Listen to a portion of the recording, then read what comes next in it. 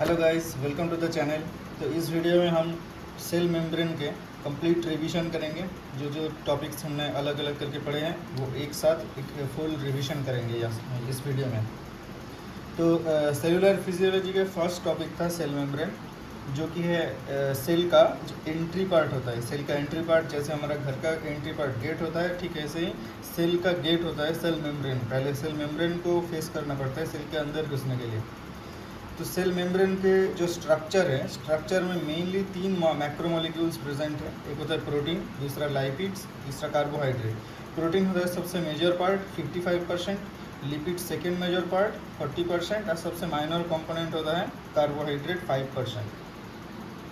अभी singer and Nicolson नाम के दो साइंटिस्ट ने सेल मेम्ब्रेन के स्ट्रक्चर में एक मॉडल बनाए थे। वो होता है फ्लूइड मोजाइक मॉडल, जहाँ पे फ्लूइड पार्ट है लाइपिड्स और मोजाइक पार्ट है प्रोटीन। लेकिन देखो यहाँ पे कोई कार्बोहाइड्रेट पार्ट नहीं है। फ्लूइड मोजाइक मॉडल में क्यों नहीं है कार्बोहाइड्रेट पार्ट? क्योंकि कार्बोहाइड्रेट का कंट्रीब्यूशन बहुत ही माइनर है, इसीलिए फ्लूइड मोजाइक मॉडल में कार्बोहाइड्रेट को इंक्लूड नहीं किया गया। So fluid mosaic model proposed by Singer and Nicolson. Lipids are, और हाँ यहाँ पे बोला गया था lipids are arranged in bilayer, मतलब एक सेल मेम्ब्रेन जिसका ये जो आउटर लेयर है, अगर ये आउटर लेयर समझते हैं, ये इनर लेयर समझते हैं। सेल मेम्ब्रेन के अंदर साइटोप्लाज्म है, यहाँ पे साइटोप्लाज्म है, साइटोप्लाज्म। तो ये लाइपिड्स जो है ऐसे दो लेयर में, लाइपिड्स ऐसे दो लेयर में मतलब डिस्ट्रीब्यूटेड रहता है। तो वही बोला गया लाइपिड्स आर अरेंज्ड इन बाइलेयर। और उसमें मोजाइक मतलब प्रोटीन, एक मोजाइक मतलब स्टोन की तरह रहता है। प्रोटीन पार्ट्स मोजाइक की तरह मतलब एक स्टोन की तरह रहता है, स्टोन की तरह। ओके, तो फ्लूइड मोजाइक का कुछ ऐसा ही कॉन्सेप्ट था। और अभी हमें डिस्कस करना है कि लाइपिड्स जो पार्ट है इसको डिटेल्स में, लाइपिड्स को डिटेल्स में क्यों डिस्कस करना है पहले, क्योंकि लाइपिड्स का जो क्लिनिकल कोरिलेशन बहुत ज़्यादा इम्पॉर्टेंट है। लाइपिड्स का प्रोटीन से भी ज़्यादा इम्पॉर्टेंट है लाइपिड्स का क्लिनिकल कोरिलेशन। तो इसलिए लाइपिड्स पार्ट को सबसे पहले देखेंगे। तो मेनली लाइपिड्स तीन टाइप के होते हैं सेल मेम्ब्रेन में। एक है फॉस्फोलाइपिड्स, दूसरा ग्लाइकोलाइपिड्स, तीसरा स्टेरॉल्स। फॉस्फोलाइपिड मतलब लाइपिड के साथ फॉस्फो मतलब फॉस्फेट ग्रुप जब अटैच रहता है तब उसे हम बोलते हैं फॉस्फोलाइपिड्स। वैसे लाइपिड्स के साथ ग्लाइको मतलब कार्बोहाइड्रेट पार्ट अगर जुड़ा रहता है तो उसे हम बोलते हैं ग्लाइकोलाइपिड्स। और स्टेरॉल मतलब कोलेस्टेरॉल को बोला जाता है। यहाँ पे कोलेस्टेरॉल को स्टेरॉल ग्रुप में शामिल किया जाता है। अभी पहला पार्ट फॉस्फोलिपिड को देखते हैं। फॉस्फोलिपिड मेनली और भी कुछ टाइप्स के होते हैं, मेनली 6 टाइप्स के हम जानेंगे। एक है फॉस्फेटिडाइल कोलिन, जिसे हम लेसिथिन भी बोलते हैं। दूसरा है स्फिंगोमाइलिन, तीसरा फॉस्फेटिडाइल सेरिन, चौथा है फॉस्फेटिडाइल सेरिन को पीएस भी बोला जाता है। फॉस्फेटिडाइल इनोसिटल जिसे हम IP3 बोलते हैं, इनोसिटल ट्राइफॉस्फेट एक्चुअली। आई मतलब इनोसिटल, पी फॉर P3 मतलब ट्राइफॉस्फेट। फॉस्फेट का तीन मॉलिक्यूल मतलब ट्राइफॉस्फेट। फिफ्थ है कार्डियोलाइपिन और सिक्स्थ है फॉस्फेटिडाइल इथेनोलामिन जिसे हम सेफलिन भी बोलते हैं। ओके, तो पहले हमें देखना है फॉस्फेटिडाइल कोलिन को, और जिसे हम लेसिथिन भी बोलते हैं। एक मिनट, लेसिथिन भी बोलते हैं वो, हाँ। फॉस्फेटिडाइल कोलिन देखो, ये जो हमारा लंग में एक होता है, लंग में हमारा सर्फेक्टेंट होता है। सर्फेक्टेंट जिसका काम क्या है? काम है सरफेस टेंशन को डिक्रीज करके, डिक्रीज द सरफेस टेंशन और सरफेस टेंशन डिक्रीज करके ये लंग का जो एल्वियोलाई है उसका कोलैप्स को प्रिवेंट करता है। ठीक है, सर्फेक्टेंट लंग का सरफेस टेंशन घटा करके एल्वियोलाई का कोलैप्स मतलब प्रिवेंट करता है। To prevent the collapse of the alveoli there is surfactant present. Okay, तो इस सर्फेक्टेंट में जो मेजर प्रोपोर्शन में रहता है जो मतलब मॉलिक्यूल, वो है फॉस्फेटिडाइल कोलिन। और जो स्पेसिफिक कंपोनेंट रहता है, स्पेसिफिक कंपोनेंट है डाइपामिटोइल फॉस्फेटिडाइल कोलिन। मतलब फॉस्फेटिडाइल कोलिन का ये स्पेसिफिक मॉलिक्यूलर पार्ट जो है वही है dipalmitoyl phosphatidyl choline in our lungs. अगर कोई कॉज की वजह से ये DPPC अगर एब्सेंट है, डाइपामेटाइल फॉस्फेटिडाइल अगर एब्सेंट हुआ और फिर डेफिशिएंट हुआ, तो जो डिजीज़ होता है न्यूबॉर्न को, उसे हम बोलते हैं हाइलिन मेम्ब्रेन डिजीज़ और एचएमडी बोला जाता है। अच्छा, तो ये था फॉस्फेटिडाइल का ये क्लिनिकल कोरिलेशन पार्ट। दूसरा फॉस्फोलिपिड क्या था? स्फिंगोमाइलिन। स्फिंगोमाइलिन देखो नाम में ही माइलिन पार्ट है। माइलिन मतलब हम देखे थे इसे, माइलिन कहाँ पे रहता है? नर्व सेल मेम्ब्रेन पे रहता है। तो नर्व सेल मेम्ब्रेन पे इसे देखा जाता है स्फिंगोमाइलिन को। और एक इम्पॉर्टेंट पार्ट क्या है? फॉस्फेटिडाइल कोलिन ये मेजर सर्फेक्टेंट लिपिड है एलॉन्ग एल्वियोलाई का। वैसे ही स्फिंगोमाइलिन है, उसमें माइनर कंपोनेंट लंग के सर्फेक्टेंट में, लंग सर्फेक्टेंट में माइनर कंपोनेंट पार्ट है स्फिंगोमाइलिन पार्ट। तो मतलब डिलीवरी के पहले, फीटस के डिलीवरी के मतलब बेबी के डिलीवरी के पहले उसका मैच्योरिटी एक टेस्ट किया जाता है, जिसे हम बोलते हैं फीटल मैच्योरिटी टेस्ट में देखते हैं कि स्फिंगोमाइलिन और मतलब फॉस्फेटिडाइल कोलिन का रेशियो। फॉस्फेटिडाइल कोलिन को लेसिथिन भी बोला जाता है, और लेसिथिन तो एलएस रेशियो देखा जाता है। एलएस मतलब लेसिथिन स्फिंगोमाइलिन रेशियो अगर मोर देन और इक्वल्स टू 2 हो गया, तो हम देखते हैं वो फीटल लंग मैच्योर है, indicates lung maturity.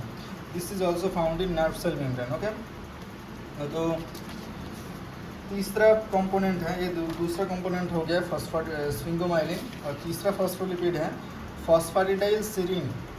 Phosphatidyl serine जिसे हम पीएस भी बोलते हैं, पीएस शॉर्ट टर्म में बोलते, शॉर्ट एब्रिविएट फॉर्म में बोलते हैं पीएस। जो फॉस्फेटिडाइल सेरीन प्रेजेंट, देखो सेल मेम्ब्रेन के 2 लेयर हैं, आउटर लेयर और इनर लेयर।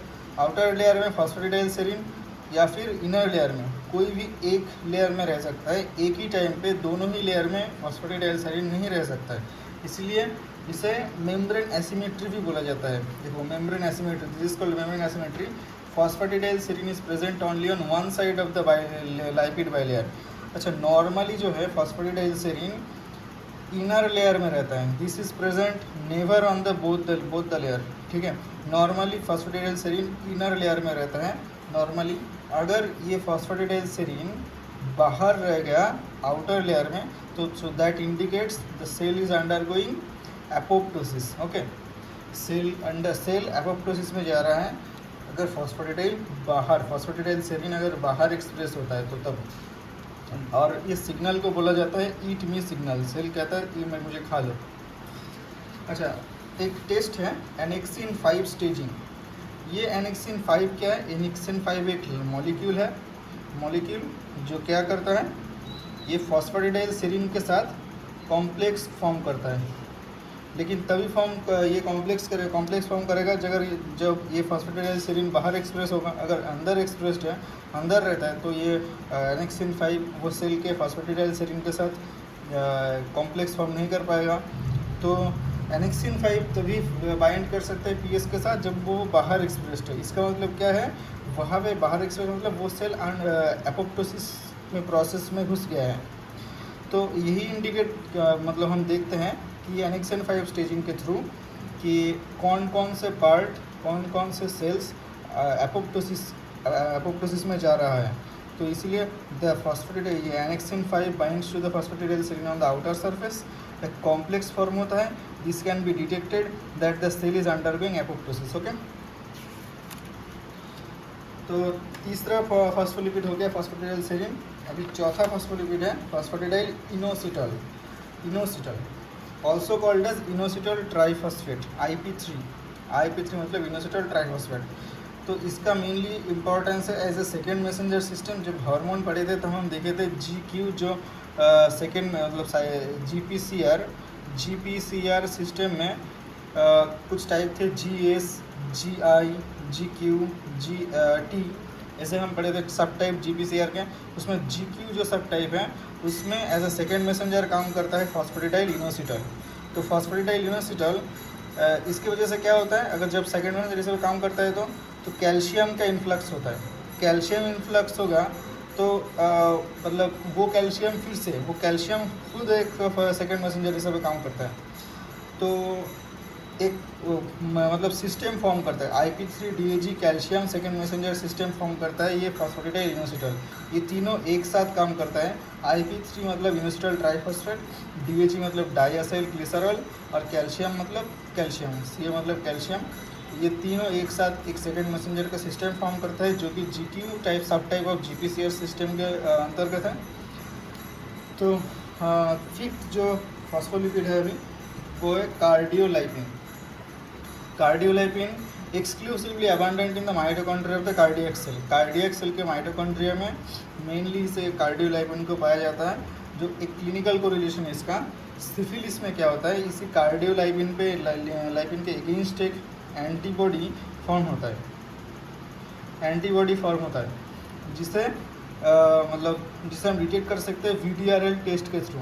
मतलब VDRL टेस्ट जो venereal disease research laboratory test जो किया जाता है उसमें एंटी कार्डियोलाइपिन एंटीबॉडी डिटेक्ट किया जाता है। In syphilis the patient develops anti cardiolipin antibody detected on VDRL test. Okay, तो ये था फॉस्फोलिपिड वाला पार्ट। अभी है ग्लाइकोलिपिड्स। मेनली 3 टाइप के लिपिड्स हैं, फॉस्फोलिपिड, ग्लाइकोलाइपिड्स और स्टेरॉल। उनमें से दूसरा कंपोनेंट है, दूसरा टाइप का लिपिड है glycolipids. Those are exclusively abundant in the CNS और GI ट्रैक्ट। CNS में और गैस्ट्रोइंटेस्टिनल ट्रैक्ट में ये ग्लाइकोलिपिड सबसे ज़्यादा पाया जाता है। मेनली 2 टाइप के होते हैं, एक गैंग्लियोसाइड, दूसरा सेंट्रोसाइड। गैंग्लियोसाइड्स देखो GIT में एक स्पेशल सब टाइप होता है गैंग्लियोसाइड्स के, GM1 गैंग्लियोसाइड।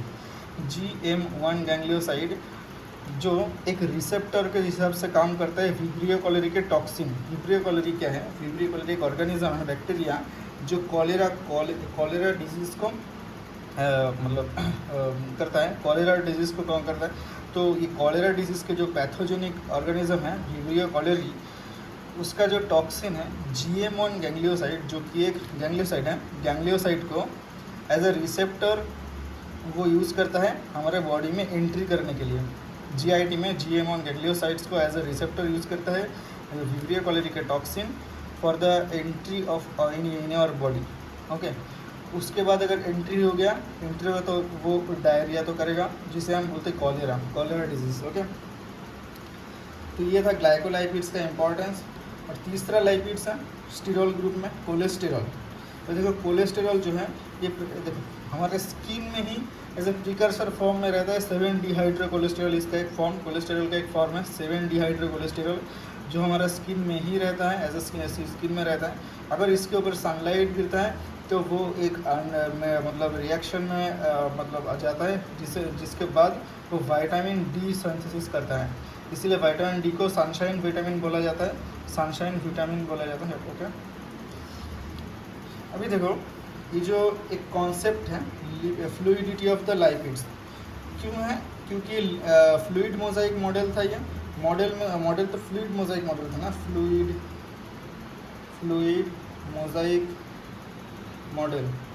यहाँ पे देखे थे फ्लूइड था लाइपिड्स पार्ट, ठीक है, लाइपिड पार्ट। अभी देखो ये मतलब लाइपिड पार्ट ही फ्लूइडिटी के कारण है, लेकिन सभी लाइपिड मतलब एक जैसा बिहेव नहीं करता है। कोई लाइपिड फ्लूइडिटी इंक्रीज करता है, कोई लाइपिड फ्लूइडिटी डिक्रीज करता है, वही हमें देखना है। देखो ये जो सेल मेम्ब्रेन में, जो सेल मेम्ब्रेन को एक फ्लूइड लाइक स्टेट में, मतलब रिजिड नहीं, फ्लूइड लाइक स्टेट में रहना इंपॉर्टेंट है for the optimum functioning of the cell. लेकिन कुछ लाइपिड्स ऐसे होते हैं जो फ्लूइडिटी को इंक्रीज या फिर डिक्रीज कर सकते हैं।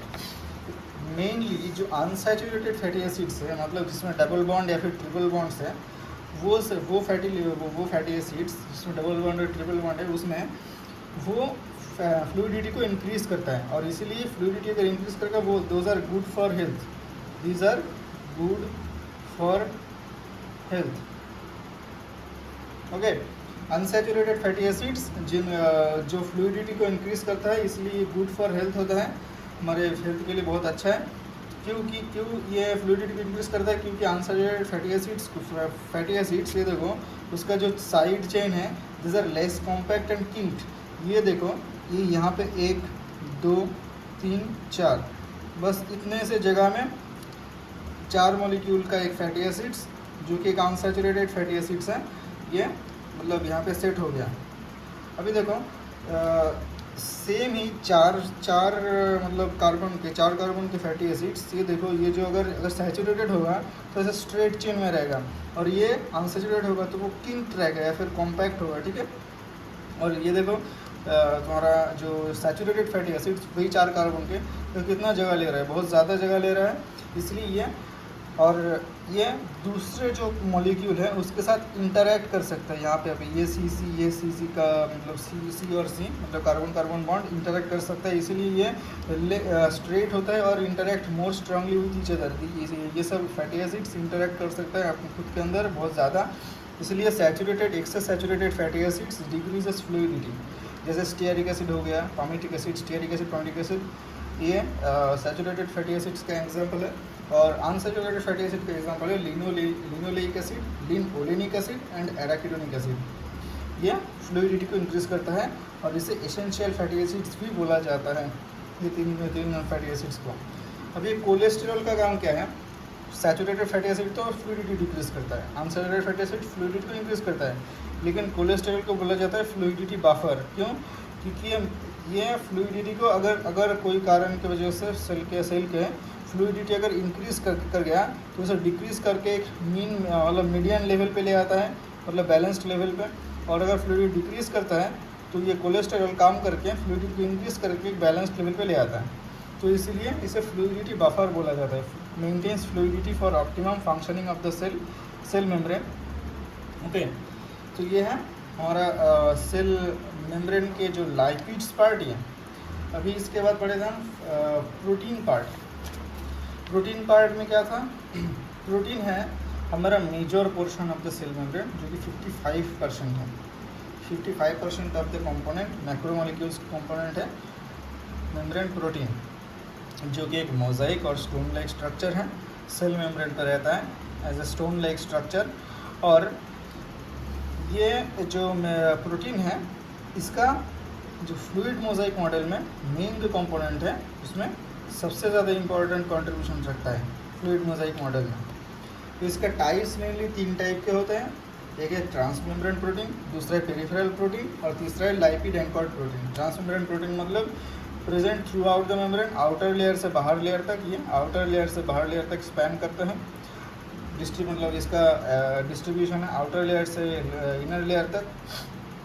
तो और जो पेरिफेरल प्रोटीन है सेल मेम्ब्रेन के पेरिफेरी में रहता है, पेरिफेरी में अटैच रहता है। और लाइपिड एंकर्ड प्रोटीन ये एक लाइपिड मॉलिक्यूल के थ्रू अटैच रहता है सेल मेम्ब्रेन का आउटर लेयर पे, इसे लाइपिड एंकर्ड प्रोटीन बोला जाता है। Attach to lipid present on the outer side of the cell membrane. Okay, तो ट्रांसमेम्ब्रेन प्रोटीन जो है ये बहुत इंपॉर्टेंट है। ट्रांसमेम्ब्रेन प्रोटीन का कुछ एग्जांपल, मेन इंपॉर्टेंट एग्जांपल है हार्मोन का जो रिसेप्टर होता है, hormone receptors are the major example of transmembrane protein. जैसे GPCR है, GPCR G protein coupled receptor और इंसुलिन रिसेप्टर। GPCR को बोला जाता है, इसका और एक नाम है 7 ट्रांस, देखो नाम के अंदर ही है ट्रांसमेम्ब्रेन प्रोटीन। GPCR को और एक नाम से बुलाया जाता है जो कि 7 ट्रांसमेम्ब्रेन प्रोटीन। तो देखो नाम के अंदर ही ट्रांसमेम्ब्रेन प्रोटीन है और protein receptor 7 transmembrane protein receptor, ठीक है। तो GPCR एक एग्जांपल है हार्मोन रिसेप्टर का, और इंसुलिन रिसेप्टर ये ट्रांसमेम्ब्रेन प्रोटीन है ये दोनों। दूसरा एग्जांपल पम्प्स मतलब active transporter sodium potassium ATPase pump, जो कि एग्जांपल है ट्रांसमेम्ब्रेन प्रोटीन का। तीसरा एग्जांपल है आयन चैनल्स, ये भी ट्रांसमेम्ब्रेन प्रोटीन का एग्जांपल है। दूसरा टाइप का protein peripheral proteins, these are supportive in nature, और इसका इंपॉर्टेंस मेनली RBC और स्केलेटल मसल में है। RBC में पेरिफेरल प्रोटीन्स जैसे देखो स्पेक्ट्रिन और एनकाइरिन होता है, एनकाइरिन और स्पेक्ट्रिन। ये अगर कोई रीज़न क्लिनिकल कोरिलेशन बोल रहे हैं, अगर ये स्पेक्ट्रिन का म्यूटेशन हो गया तो RBC का मतलब सपोर्ट खत्म। RBC के कैसे ये सपोर्ट देता है, इसका शेप मेंटेन करना है। ये दोनों RBC के शेप मेंटेन करता है, शेप ऑफ RBC यहाँ पे सपोर्ट देता है, यहाँ पे सपोर्ट देता है, ठीक है। अगर ये इसका म्यूटेशन हो जाता है तो शेप ही चेंज हो जाएगा, लेकिन कैसे चेंज हो जाएगा, एक म्यूटेशन में एक टाइप के शेप लेता है। फिर स्पेक्ट्रिन म्यूटेशन में ये इलिप्टिकल शेप ले लेता है, इलिप्टिकल RBC इलिप्टिकल शेप ले लेता है, इसलिए उस डिजीज़ को बोला जाता है हेरिडिटरी इलिप्टोसाइटोसिस। और एंकाइरिन जीन म्यूटेशन में ये स्फीरोसाइट्स का फॉर्म ले लेता है, स्फेरिकल आरबीसी हो जाता है, स्फेयर का स्फेरिकल आरबीसी हो जाता है, इसलिए इस डिजीज़ को बोला जाता है हेरिडिटरी स्फेरोसाइटोसिस एंकाइरिन म्यूटेशन में, लेकिन स्पेक्ट्रिन में हेरिडिटरी एलिप्टोसाइटोसिस। ओके। और दूसरा जो ऑर्गन है जो स्केलेटल मसल में, इस स्केलेटल मसल में सपोर्टिव प्रोटीन जो है वो डिस्ट्रोफिन, अगर इसका म्यूटेशन हो गया जैसे उसे बोलते हैं हम डुशेन मस्कुलर डिस्ट्रोफी और डीएमडी बोला जाता है, डीएमडी और डुशेन मस्कुलर डिस्ट्रोफी, जहाँ पे स्केलेटल मसल वीकनेस होता है। ऑब्वियसली स्केलेटल मसल वीकनेस होता है क्योंकि इसका सपोर्ट ही गायब है। तो ये हो गया पेरिफेरल प्रोटीन का। अब ये लाइपिड एंकर्ड प्रोटीन, तीसरा एग्जांपल है प्रोटीन का लाइपिड एंकर्ड प्रोटीन। देखो लाइपिड एंकर्ड प्रोटीन जो है मतलब क्या है, लाइपिड के साथ एंकर्ड है, ठीक है। एक जो वो कौन सा लाइपिड है, जो फॉस्फेटिडाइल यूनिसिटल नाम के जो लाइपिड है, ये कोई एक प्रोटीन को, ये देखो कोई सेल अगर ऐसा है तो सेल अगर ऐसा है तो एक प्रोटीन एक लाइपिड के थ्रू, ये लाइपिड है, ये प्रोटीन है, इस प्रोटीन को बोला जाता है lipid anchored protein, lipid anchored protein LAP. और ये लाइपिड, और ये लाइपिड क्या है IP3, ये IP3 के थ्रू ये लाइपिड एंकर्ड प्रोटीन सेल के साथ बाउंड रहता है, सेल मेम्ब्रेन के साथ, जिसे मतलब इसलिए इसे GPI एंकर्ड प्रोटीन भी बोला जाता है, GPI प्रोटीन भी बोला जाता है। और क्योंकि लाइपिड एंकर्ड प्रोटीन ये एक्चुअली मतलब इसका ज़्यादा कुछ मतलब क्लिनिकल कोरिलेशन नहीं है, एक ही जगह पर है बस, वो है RBC में। RBC में देखो, RBC में अगर ये RBC मान लेते हैं, RBC में ये अगर ये एक शेप है बाइकॉन्केव शेप RBC, इसके IP3 ये जो स्टेम है, ये देखो स्टेम दिखा है, इसके साथ दो लाइपिड एंकर्ड प्रोटीन अटैच रहता है, एक है CD55 और दूसरा है CD59 और CD59। ये दोनों लाइपिड एंकर्ड प्रोटीन IP3 के मतलब यूनिसिटल ट्राइफॉस्फेट के थ्रू RBC में अटैच रहता है, और इसका काम है हीमोलाइसिस को प्रिवेंट करना।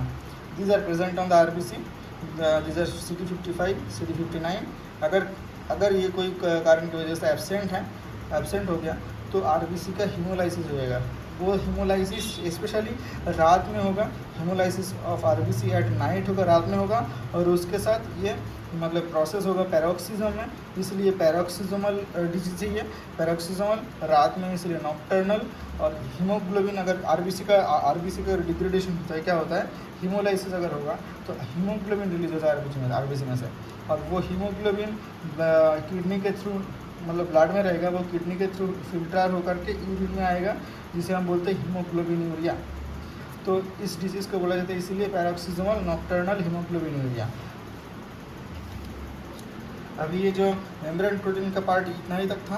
अभी इस लास्ट पार्ट था मेम्ब्रेन कार्बोहाइड्रेट, जो कि 5% ऑफ द कंपोनेंट है मेम्ब्रेन मतलब सेल मेम्ब्रेन का मैक्रोमोलिक्यूल्स पार्ट में से, और मेनली इसका फंक्शन है RBC में ये ब्लड ग्रुपिंग सिस्टम में बहुत इंपॉर्टेंट रोल प्ले करता है मेम्ब्रेन कार्बोहाइड्रेट।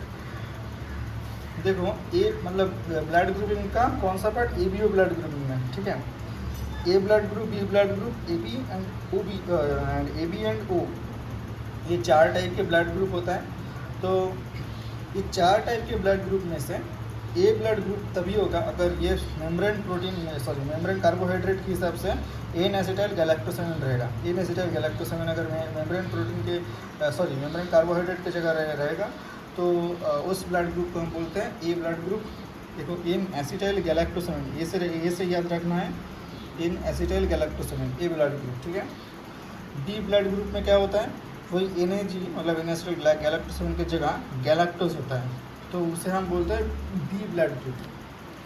और AB ब्लड ग्रुप मतलब ये दोनों ही रहेगा, NAG प्लस गैलेक्टोज दोनों ही रहेगा। और O ब्लड ग्रुप मतलब दोनों में से एक भी नहीं रहेगा, 0, एक भी नहीं है, उस ब्लड ग्रुप को हम O ब्लड ग्रुप बोलते हैं। तो यही है हमारा सेल मेम्ब्रेन का पूरा एक कंप्लीट ओवरव्यू। तो आई थिंक आप सबको समझ में आ गया होगा। तो मिलता है नेक्स्ट वीडियो में, टिल देन गुड बाय।